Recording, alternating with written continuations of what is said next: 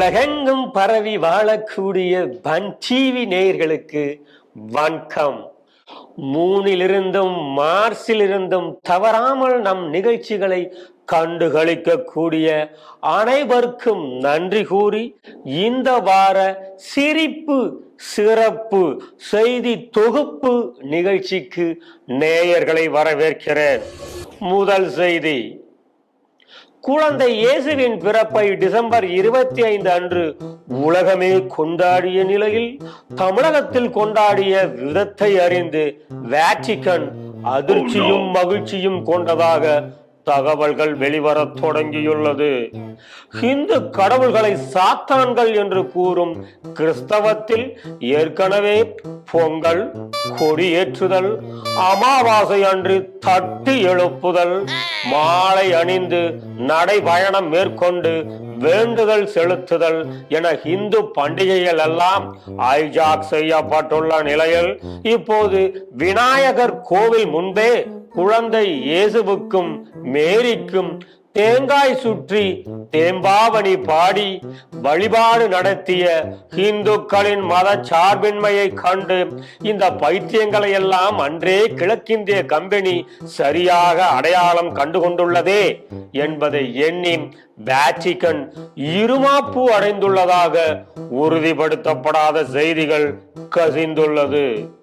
இது குறித்து பொதுமக்களின் எண்ண ஓட்டங்களை என்னவென்று பார்க்கலாம். எம்மதமும் சம்மதம் தான், எல்லா மதமும் அன்பதம் போதிக்குது. நம்ம பண்டிகைன்னா அவங்க கேக்க கொடுக்கறாங்க, ரோஸ் மில்க் கொடுக்கறாங்க. அது இந்த மண்ணில் மட்டும்தான் நடக்கும். அன்பே சிவம், மனிதம் போற்றுவோம், மதம் என பிரிந்தது போதும் போதும். இந்து கடையில் நாங்கள் 3 மத கடவுள் வச்சும் வழிபடுறோம். இதே மாதிரி நீங்கள் ஒரு பாய் கடையிலையோ இல்லை ஃபாதர் ஷோரூம்லையோ 3 கடவுள் வச்சு பார்த்தீங்களா? முடியாது. சும்மா அந்த பம்மாத்து எல்லாம் பண்ணாதீங்க. நீங்களா இருந்துட்டு போங்க, நாங்களா இருக்கோம். மொத்தத்தில் தேசத்துக்கு நன்றி உணர்வு இருந்துட்டு போங்க. இரண்டாவது செய்தி, இந்திய கிரிக்கெட் மகளிர் அணியினரை பாரத பிரதமர் ஒவ்வொருவரையும் பெயர் சொல்லி அழைத்து அவர்களின் ஆட்டம் குறித்து சிலாகித்து பேசியது போல் பேச முயற்சி செய்த மாநில முதல்வர் ஒருவரின் ஷூட்டிங் இணையத்தில் படுவைரல்.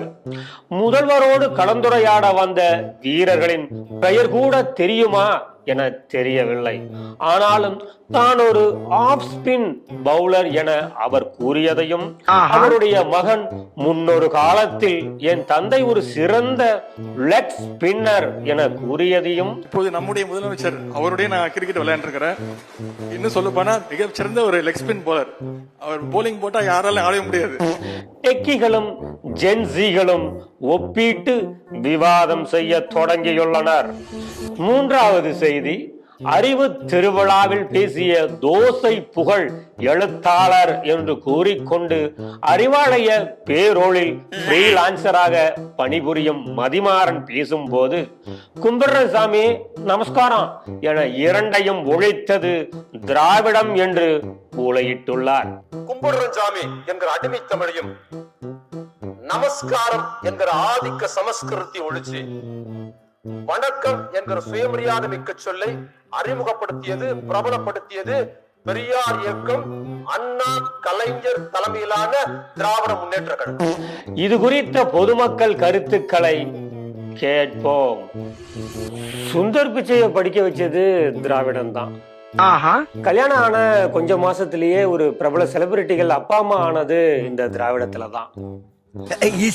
நல்லா படிச்சா டாக்டர் ஆகலாம், சுமாரா படிச்சா டெபுட்டி சிஎம்ஏ ஆகலாங்கிறதெல்லாம் இந்த திராவிடத்துல தாங்க நடக்கும்.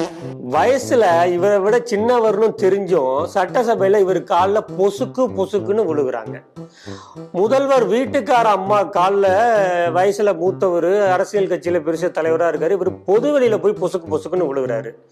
90 வயசு ஆனப்ப கூடங்க அந்த ஈரோட்டு பெருசு இருக்கே, அது மூத்திர பைய சுமந்துக்கிட்டு சென்னகத்தை சாக்ரட்டிஸ் சொல்லிட்டு சுயமரியாதை போச்சிச்சு. ஆனா பாருங்க, இவங்க அவரை கூட போய் கம்பேர் பண்ணி என்ன கருமமோ அதெல்லாம். நான்காவது செய்தியாக, பிரபல ஜோசியர் இடிச்ச புலி எலிச்ச வாயனின் 2026ஆம் ஆண்டிற்கான ஜோதிட கணிப்பு இணையத்தில் வைரலாகி வருகிறது. இது குறித்த காணொளி இதோ. ஜோதிட அன்பர்களுக்கு வணக்கம்.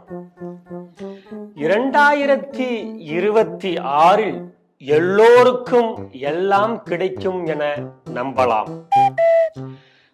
சனி நம்மை சூழ்ந்து பின்னி புனைந்து வாழும் காலம் விரைவில் வரப்போகிறது. எதற்கும் நம்மை தலைகுனிய விடாத தலைவன் வருவான் என ஆதிச்சநல்லூர் கல்வெட்டில் கண்டெடுக்கப்பட்டுள்ளது என ஒரு கூட்டம் தெருவில் கூட்டம் போட வாய்ப்பு கணிந்துள்ளது. மகளிருக்கு ஓசியில் ஏசியும், பள்ளி குழந்தைகளுக்கு ஓசியில் பிசியும் நிச்சயம் கிடைக்கும். கருப்பு சிவப்பு இது ரெண்டும் இணைந்து நீலத்தை ஒதுக்கும். பச்சையும் வெள்ளையும் கருப்பு சிவப்பை பாடாய்படுத்தும்.